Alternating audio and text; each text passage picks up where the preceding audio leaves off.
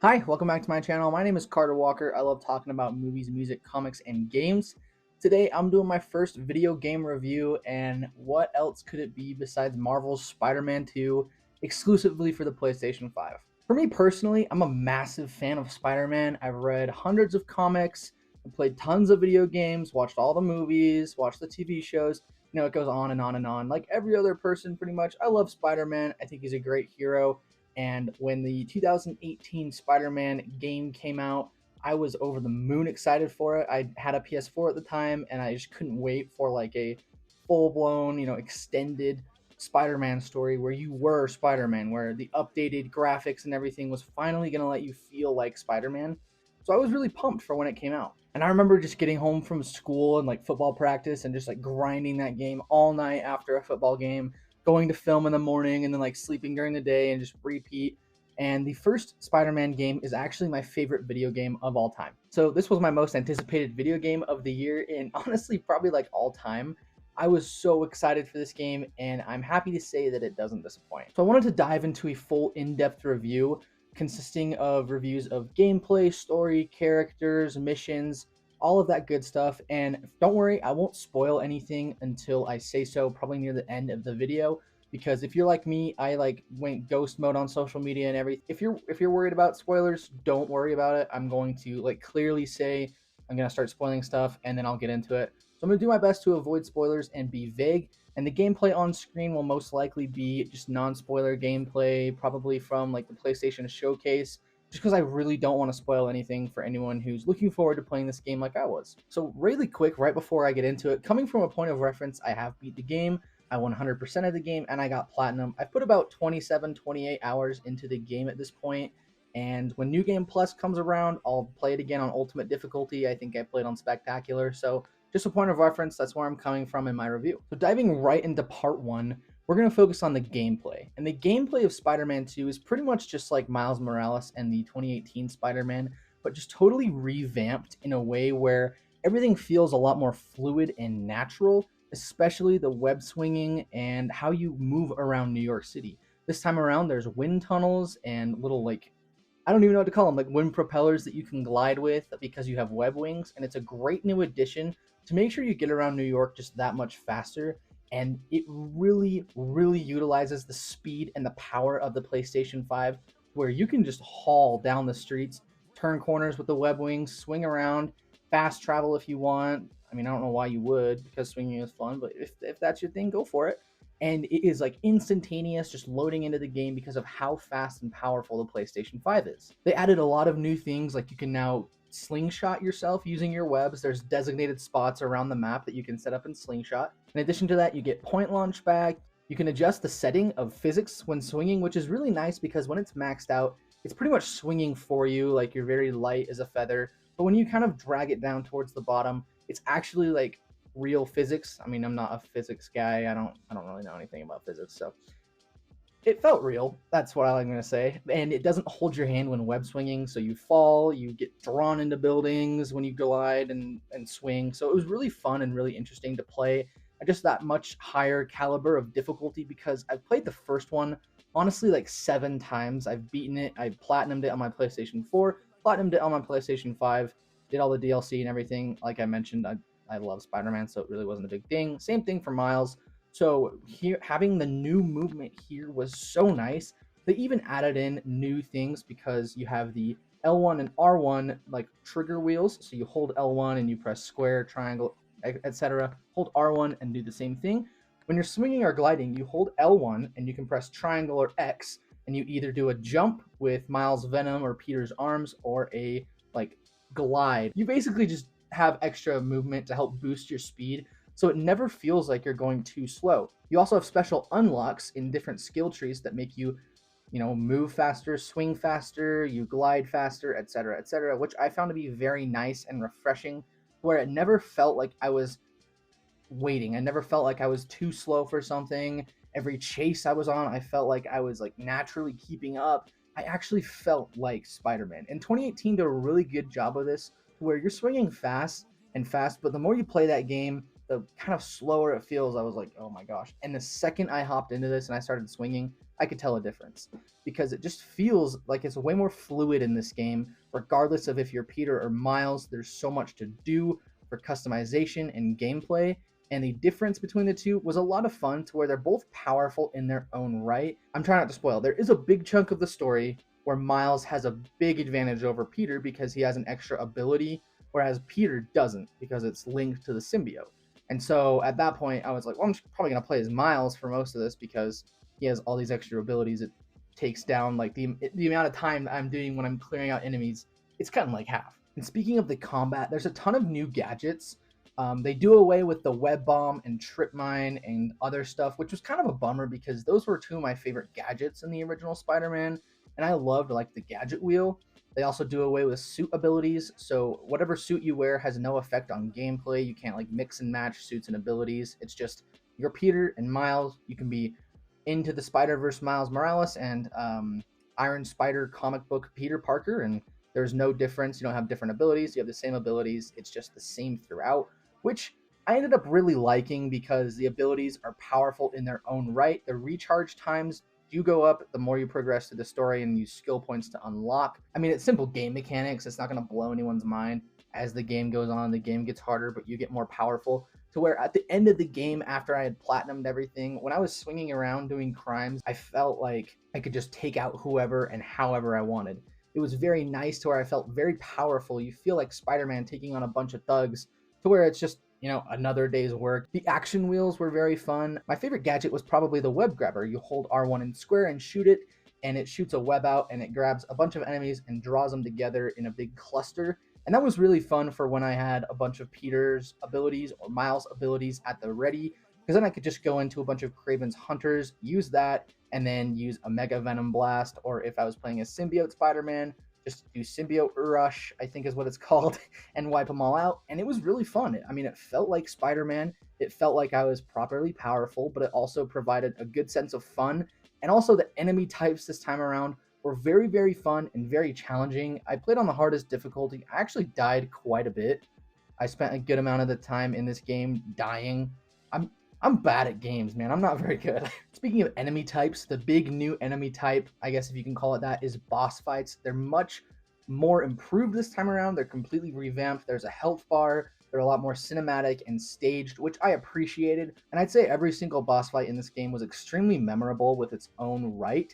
There was one side mission boss fight that was very, very easy. I beat it in no joke 20 seconds, but I did do it. That was like the last thing I did before I unlocked my last suit to get 100%. So I was fully maxed out as Miles. It was very easy and I was a little underwhelmed. But other than that, the boss fights were great. There's a ton of surprise bosses and bosses you'd expect from watching the trailer. Were very challenging in their own way. There's certain waves. And I had a ton of fun just kind of experimenting with my abilities. Sometimes they're immune to webs. Sometimes they're immune to like web strikes. So you have to keep your distance. I thought it was really, really fun, and I enjoyed fighting Spider-Man's Rogue Gallery in a way that I never thought I would do it. Speaking of side missions, there's a ton of them here. Most of them do add to the overall story of Peter or Miles, just making you feel like a friendly neighborhood Spider-Man doing different things throughout. There's a ton of great stuff here, and I won't really talk about that because a lot of it hasn't been discussed. The spider bots, I will say, were probably the worst one. It's not really a side mission. It's like a collectible you do, and then you have to like you go to a point and you get a cutscene. The cutscene was not worth the trouble for the spider bots since those things were so annoying to find. I had the hardest time trying to find those things. I could not find a freaking spider bot for in Harlem for like 2 hours. It was tough, man. Obviously that's an exaggeration, but it was tough. I will say the spider bots were probably not worth it overall. I am a Spider-Verse fan. I do enjoy Spider-Verse movies and like the concept, but I was just like, I want to focus on Peter and Miles, and it didn't really lead anywhere exciting. It didn't tease anything super exciting. It kind of just felt like a, yeah, we know the Sony movies are really popular, so here's a bone. However, contrasted to that is the new and improved crime function, to where instead of completing a district by getting 5 Sable crimes, 5 regular crimes, 5 inmate crimes, etc., the crimes are a lot more dynamic and completely removed. Instead, there's extra things to do within districts, extra unlockables, extra things to find, and the crimes just pop up as incentive for you to get more parts more tokens, so you can upgrade your Spider-Men or costumes, which I really enjoyed. That was a great change for quality of life, and that made the platinum about 10 times funner. That's not a word, more fun, and I really appreciated that Insomniac Games did that. Also improved this time are the MJ stealth missions. There are MJ missions in this game. They are stealth, I would say, like stealth, but you do get an extra, you get a way to attack them, like a silver sable thing, and it made it a lot more fun to where most of the time I found myself just bum rushing enemies, tasing them, shooting them, and then running away. It was a lot more fun and dynamic to me than the like New York Times Central. I forgot the name of the Grand Central. Is that what it's called? I've never been to New York. That mission or the Sable Camp missions. It was a lot more fun and enjoyable for me personally, so I very much appreciated that quality of life change.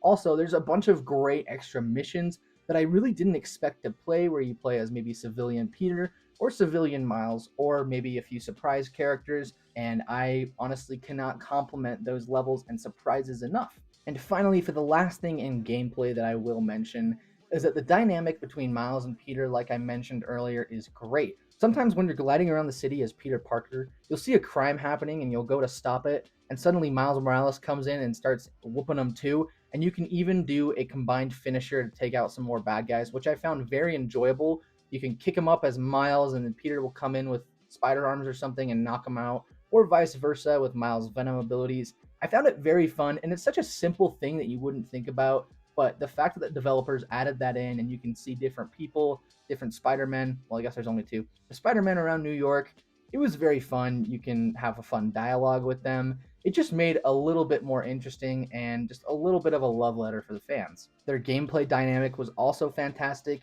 although I would have really loved to have maybe a mission or two where you play as Miles and Peter and the switch between them is seamless.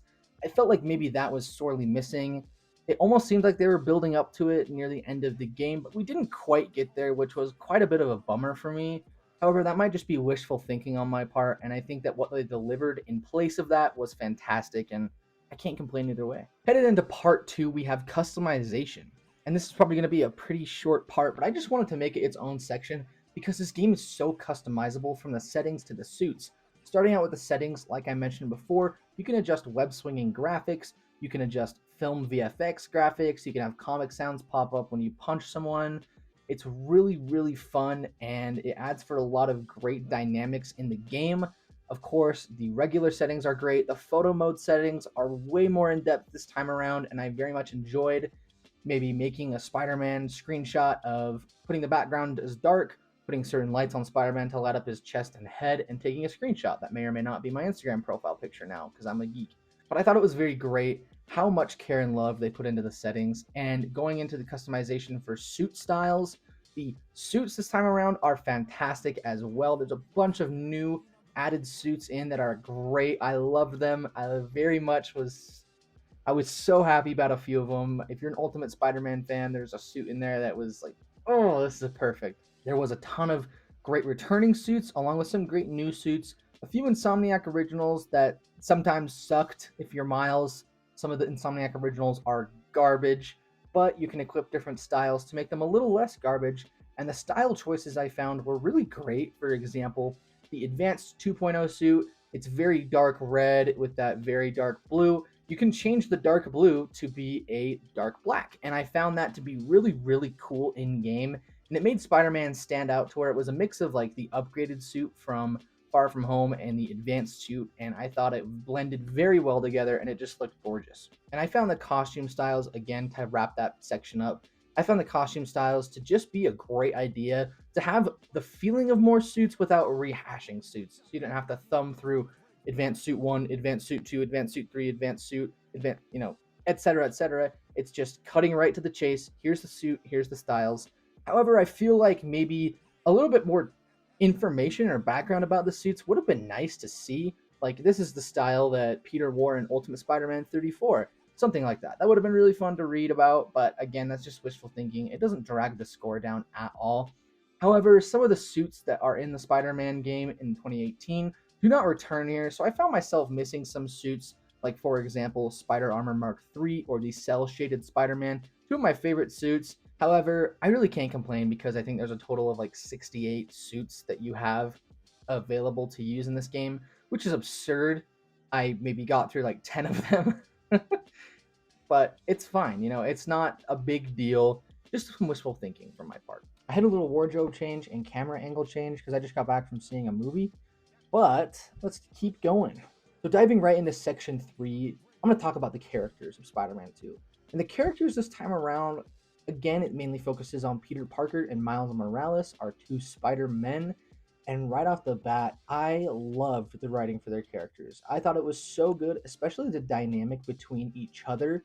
It just feels like Peter is that big brother that Miles has always wanted, that figure that he looks up to, like he looked up to his dad, who is gone in the game. He looked up to Uncle Aaron, who became the Prowler, who just got out of jail in this game. And so it is really wholesome and heartwarming to see Miles look up to Peter Parker as a role model. And for me, that was awesome. I loved the emotion and the dialogue between the two of them. There's some great moments there, especially in the later sections of the game where Miles grounds Peter when he gets that Parker guilt in his head and he starts taking the world on his shoulders like how Peter Parker always does. Miles is there to lift him up, to help him see the light, and I felt like that worked great in the game. Miles even got a few of my favorite moments in the story as well. I think both Spider-Men are balanced very well in the story to where there's big sections of the game where you play as Peter Parker, but Miles also gets a lot to do, especially in the story side, and I really enjoyed, again, his dynamic with Peter, especially when it comes into play in the last half of the game where everything starts ramping up. Again, I'm trying to be vague, but I loved their dynamic. I honestly can't stress that enough. If I had to pick one thing from this game that I absolutely loved, besides the swinging mechanics, I would say it's the dynamic between Miles and Peter Parker because it's something that we honestly don't see enough. I mean, you see it a little bit in the Spider-Verse movies, but here you get to see a younger Peter Parker and a little bit of an older Miles Morales. Miles is getting ready to go off to college, and Peter is trying to settle into a career, and you get to see both of them struggle, trying to grapple the dynamic between career, Spider-Man, and home life. And as always, I'm just a sucker for that, so I really loved it here. Going along, I feel like every character gets their moment to shine. Every single character that is a big player here gets a great moment in the story that's very, very memorable. Peter especially gets a lot of great moments in the story. I love his dialogue and Yuri Lowenthal's acting when it comes to the symbiote suit and how he reacts to things, how his dialogue works in the symbiote suit. He's just so menacing and so angry all the time, but in a way where it doesn't come off as childish or cringe like how it can in Spider-Man 3 when Tobey Maguire's in that. No disrespect to Tobey Maguire, but I feel like Yuri's performance here is a lot more organic, and you can slowly see, because it is a game, you can see the slow progression or degression of Peter's arc as he just gets angrier and angrier, taking on all these responsibilities. And he starts lashing out. And there's a few scenes in here where the dialogue is just crushing. And again, Yuri's performance is incredible. He really gives it his all here, and I would not be surprised if he walked away with a few awards. Even supporting Spider-Man characters like Rio Morales, Genki, or J. Jonah Jameson, and a few others I don't really want to name, get some great moments in here. I mean, J. Jonah Jameson's podcast is always a delight to hear, but Genki gets a few fun moments. Rio Morales gets some great moments in here, and there's a awesome scene with Peter and someone very early on in the story about balance that had me tearing up, really. It's just so great to see Peter Parker interact with other people, and it was told in a flashback, which I thought was great. And honestly, oh man, it was just so good. Harry Osborn as well is great here.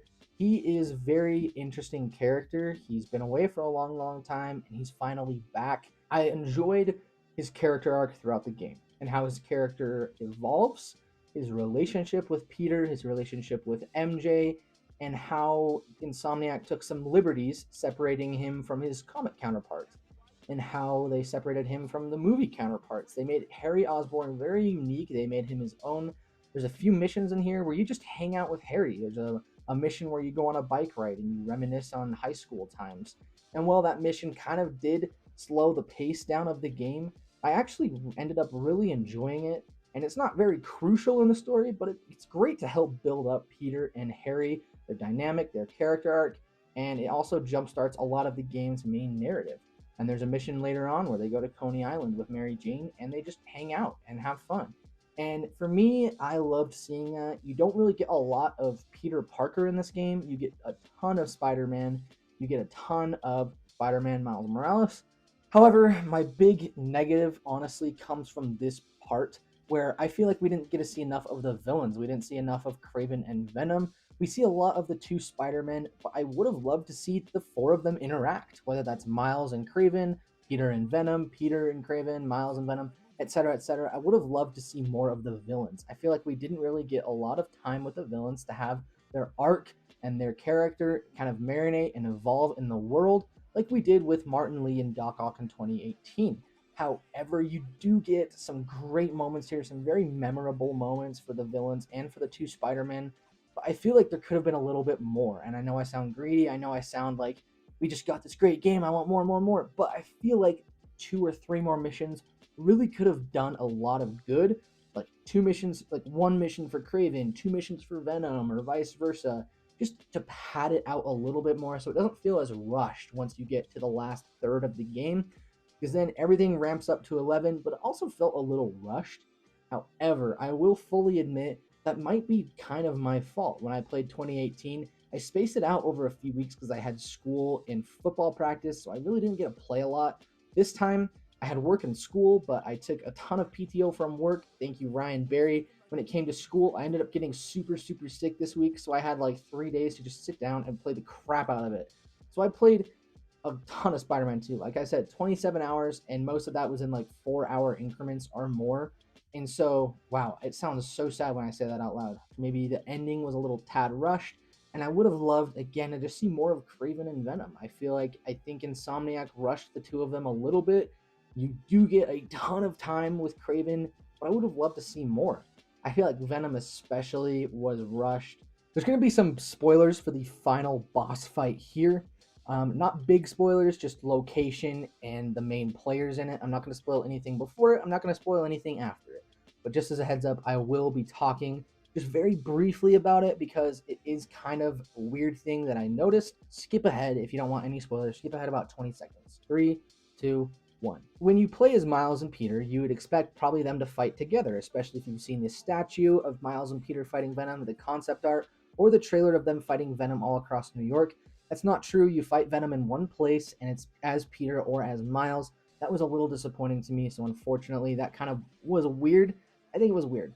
End spoilers right there. No more spoilers until I get to the spoiler section. Again, I do wish we saw a little bit more of Venom, but I did love what we got. We did get some of, in my opinion, what will be definitive Spider-Man moments for both Peter and for Miles. There's moments in this game that when someone says Spider-Man or you hear Spider-Man, when you think of Spider-Man, you'll think moments in this game that stand out as like definitive peak Spider-Man, and that's just a delight. Heading into part 4, I'm going to talk about the story. So the story here was all about balance and forgiveness, but also moving forward and dealing with pain. It's like classic Spider-Man stuff. If you've played 2018, you know Peter is dealing with the losses from 2018. It still stings for him. He's carrying so much baggage.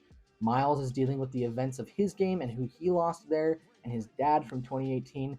And you get to see a lot of how you choose to move forward and how you choose to deal with grief, which I thought was great. You get to see how grief can consume different people, Norman Osborn, Harry Osborn, but also Peter and Miles, and see how people can rise above adversity or how they can succumb to it. And I thought that was very, very powerful. It may not be overly stated, it was very implicit. I feel like maybe a few more beats in the story to kind of focus on that would have done it good. However, it also just works like this. I'm not a game developer, I'm not a writer. I would love to be a writer, but I mean, this just works, man. The writers for Spider-Man from Insomniac just get Spider-Man. They just get Peter Parker and they get Miles Morales. They understand him. And so the classic Spider-Man stuff here just works. It's incredible. I adored it. And there's a lot of great little twists thrown in with characters and dynamics. Miles gets to do some stuff that you don't think Miles would do. Peter gets to do a bunch of stuff that you don't think Peter would do. The story with the symbiote was very interesting, and the backstory behind that, how everything comes to be, how it all comes to a head with Peter. And I thought that overall the story may not be as emotional as 2018. I don't think anything can top the ending of 2018 with Doc Ock and Aunt May, in my opinion. That was just extremely emotional. I might be a little bit nostalgic for that, but this comes very close with just the dynamic and relationship between Peter and Miles and everyone around them. It just feels like it affects a bunch of people, and I loved how they focused on the core dynamics of Peter and Miles, Peter and Mary Jane, Peter and Harry, Miles and Martin Lee, Miles and his father. There's a lot of great things in this game that actually really surprised me with how mature and how solid the writing was. There's a bunch of moments where you think Miles is so consumed by vengeance, he's going to forget about his responsibilities as Spider-Man, and honestly, that was a little shocking to me. Moments like that in this game are fantastic because you get moments like that, and then you get to see Miles evolve over the course of the story, gets to become the hero that we know that he is. Along with that, I do enjoy the scale and spectacle of that and how it manages to juggle Kraven, Venom, Miles, Peter, all their supporting cast and characters fairly well. I do think they did again drop the ball a little bit with Venom, but that's just me. I do think that the dynamic between Peter and MJ is even better in this game. I enjoyed it much more than the will they, won't they of 2018. Mary Jane is a lot more independent here. She's a lot more on her own. She gets so much to do here, and I enjoyed her character much more in this one, and her relationship with Peter is much stronger because of that. Going along with that, there's a bunch of little flashbacks here that I really loved. I'm a huge fan of Ultimate Spider-Man. I adore that comic run by Bendis and Bagley, and I just thought there's flashbacks in here where Peter looks exactly like how Ultimate Spider-Man does. Like Ultimate Spider-Man #1, you open a comic book, you see Peter Parker get bit by that spider. That's exactly how he looks in these flashbacks, and it's perfect. It was incredible, and for me, the face change didn't bother me. I feel like on this new console, this new system, it works very well. It's very fluid, very organic. The emotion is still there, and it's still great. I honestly don't have a preference about which face. However, for the flashbacks, the new face does work much better in my opinion. The old face just looked so old. I understand that's fairly controversial, so don't come after me. If you're expecting a bunch of story for a lot of side characters, I wouldn't get your hopes up. Again, the main story is mostly focused on Peter and Miles and their dynamic and how they evolve as characters. I wouldn't expect a bunch of development for Wraith or for Rio Morales or for anyone else, honestly. So if you're going into the game, just a fair warning, it's mostly a Peter and Miles game, which is what I was looking for. I love Peter, I love Miles. They do tease a few characters here and there, which both excited me and kind of bummed me out a little bit because I just love the dynamic of it being Peter and Miles, that brotherly dynamic of them working together. And so, kind of a mixed bag there. Also, I did see some people complaining about side missions, saying they don't contribute towards the main story. I myself was fine with that. There's a few that do and a few that don't. The ones that don't still fit here because it makes you feel like Spider-Man. Not everything in New York is going to be revolving around Kraven and Venom. It's just New York. Spider-Man has a massive rogues gallery. I don't expect all of them to be teaming up and working together, especially with Kraven and how he's portrayed in this game, which might be a little surprising to people. But I honestly thought that the side missions helped you feel more like Spider-Man. It just makes you feel like Spider-Man, and I really adored that. Coming in at number 5, I'm going to talk about game fundamentals. Maybe one of the things that I'm least qualified to talk about because I play first-person shooters, but I wanted to talk about them nonetheless. And again, that gameplay is still fantastic, but one of my favorite things about this game that I haven't mentioned yet, and I haven't seen a lot of feedback on, is the incredible score by John Paciano, I think. Paciano. His score is phenomenal. It is beautiful. The main Spider-Man theme is, of course, incredible. The boss fight music is so good, and the emotional music for when dramatic moments are happening is just so gut wrenching, and everything just works here because of his score. I have been listening to it on loop.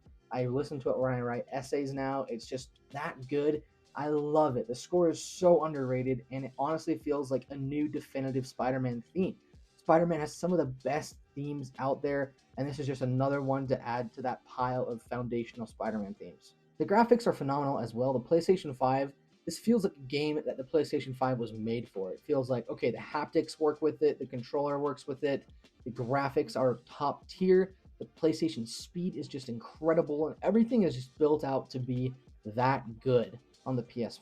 I moved my PlayStation downstairs to play on my big TV that I usually watch movies on, bumped it up to 120 hertz, bumped it up to 4K, and it played very, very well. The graphics were great. I didn't have any stuttering. I did have a few bugs that I will bring up at the end of this section, but as far as graphics go, they were great. I loved the new addition of making the boss fights seem more streamlined, more traditional.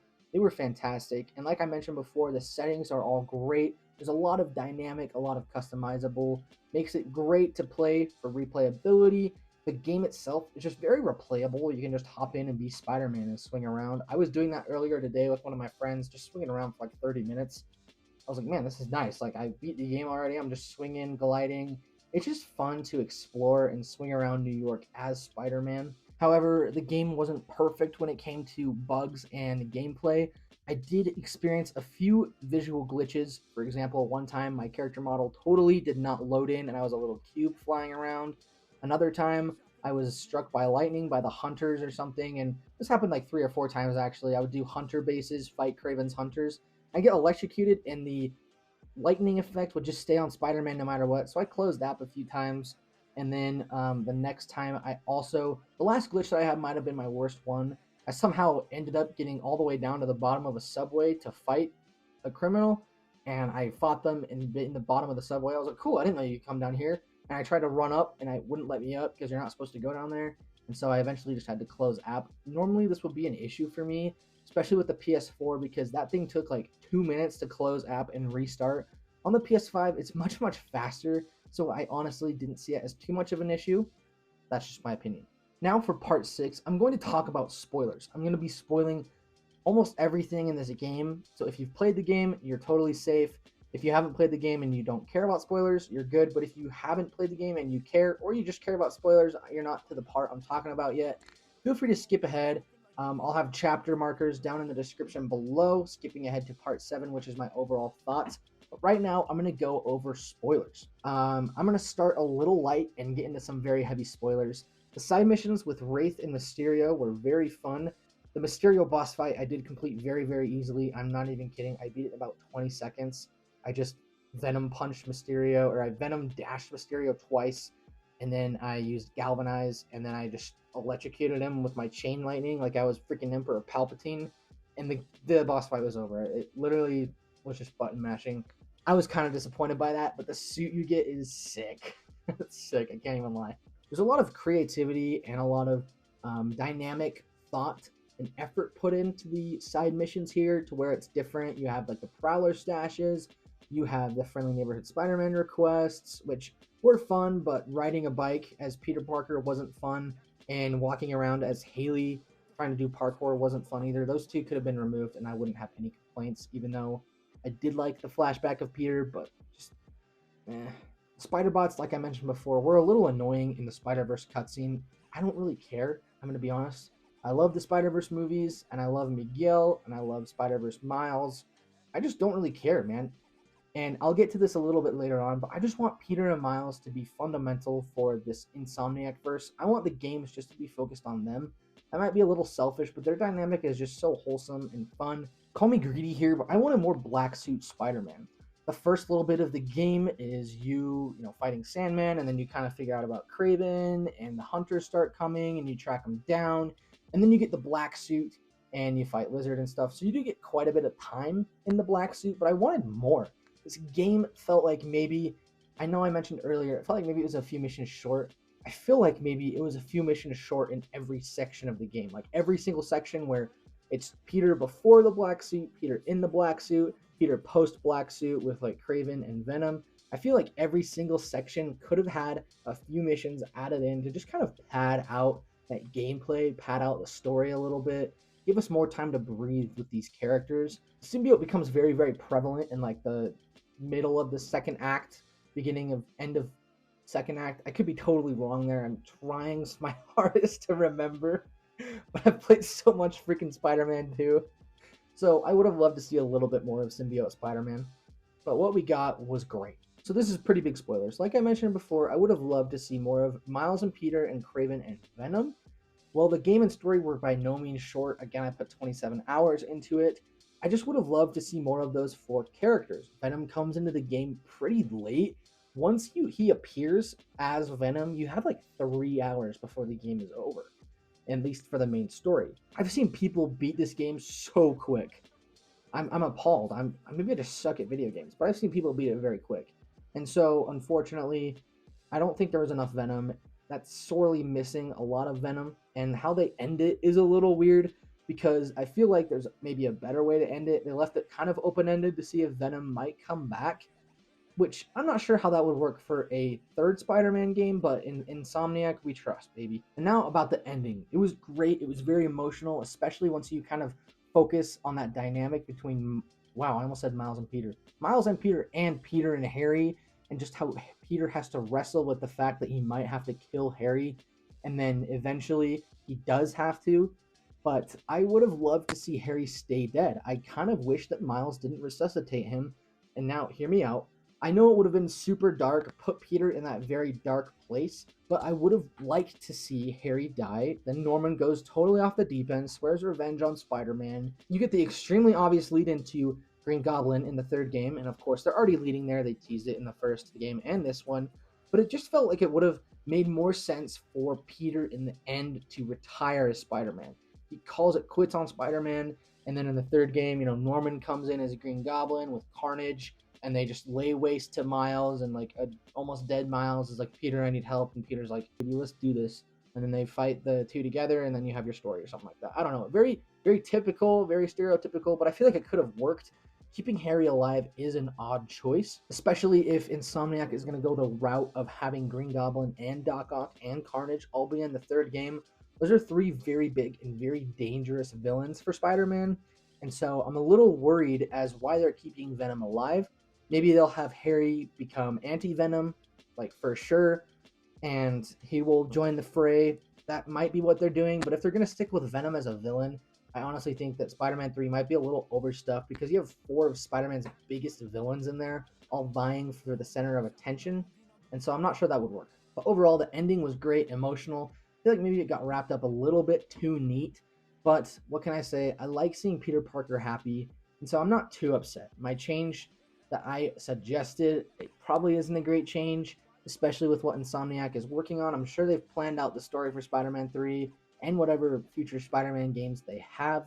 So again, I could just be totally talking nonsense, but that's just my opinion. Finally, for the last section of spoilers, the mid-credit scene was great. I love seeing Norman and Octavius interact, and I'm very interested to see where they're going from here. It almost feels like they're setting up a partnership between the Green Goblin and Doc Ock. And then, of course, Carnage is teased in the game. He even shows up. So you got Carnage in there. No idea what they're going to do with Venom. As for the post-credit scene with Cindy Moon, if I'm being totally honest, that did not excite me at all. I was like, oh, Cindy Moon, Silk. I'm not a big Silk fan. I prefer Jessica Drew or Gwen Stacy over her almost any day. I just don't care for Silk, honestly. I might be in the minority there. I was really hoping for Insomniac to stick with a very Peter and Miles focused story. I love their dynamic so much, like I've stressed a million times here. And I would just love to see them focus on Peter and Miles because I feel like in the end of the third game, they're going to kill off Peter. And so I don't want to see them shortchange Peter, any character development for him or for Miles in favor of adding Cindy Moon. Because then you add Cindy Moon in and you have the three heroes in there, along with whatever Harry's going to do. And then you have the three villains in there, and honestly, it might come off feeling a little overstuffed. So in my opinion, the Cindy Moon reveal got me a little more bummed than excited, because I don't really know what they're going to do with her. I mean, maybe she'll be in like Miles Morales 2, and it's Miles and Cindy, and then she's not really in the third game. That would be my preference. And call me whatever you want. I'm just not a big Cindy Moon Silk fan. Like I said, I prefer Gwen Stacy or Jessica Drew. Even then, I would just prefer Insomniac to focus on the two Spider-Men for now. They're doing such a great job at it, and if it's not broke, don't fix it. Just keep telling the story that you're telling and keep it focused on them. Yeah, you're in the spoiler section, but Venom biting Kraven's head off was sick, dude. That was so freaking cool, man. I was hyped. I was so hyped. And heading into the last section, this is my overall thoughts. I love this game so much. It's pretty much near perfect for me. The lows of the game, which include a few bugs, maybe shortchanging a little bit of Venom and Kraven, while they might be low, they come nowhere close to the incredible highs of this game and the Insomniac Games Spider-Man franchise on PlayStation. Far and away, they have created some of my favorite games of all time. They've crafted Spider-Man moments that I'll never forget for both Peter Parker and Miles Morales. Their dynamic is incredible and amazing. They're able to tell emotional, grounded human stories with a lot of fun and spectacle thrown in, where it makes you feel like Spider-Man. Their gameplay, their movement, their combat is all perfect here. And of course, I'm sure there's things that could be improved upon. But for me, I loved this game. It did not disappoint. Like I mentioned, it was my most anticipated game pretty much of all time. And I'm very, very happy to say that it didn't disappoint. And as a massive Spider-Man fan, my hopes were met and exceeded. Had me laughing, had me smiling the whole time, had me like emotional a little bit, and I can't wait to see what Insomniac Games does next. So for Spider-Man 2, it made me feel like Spider-Man. It made me feel that love that I have for Peter Parker, for Miles Morales. So I'm going to give it a 10 out of 10. Of course, if you want a more critical score, I'll go for like a 9 out of 10. But for me personally, I love this game. It was everything I was hoping for, and my hopes and dreams were definitely satisfied. So, guys, that was my review of Spider Man 2. If you liked it, please feel free to comment down below. Let me know what you thought of the game. Let me know if there's any games that I should try out and review next. I have never done a game review before, so I'm doing a few different things this month, trying it out. Let me know down in the comments what you thought about Spider-Man 2, what you thought of my review. If you agree, if you disagree, let me know. As always, guys, my name's Carter Walker. Have a great rest of your day.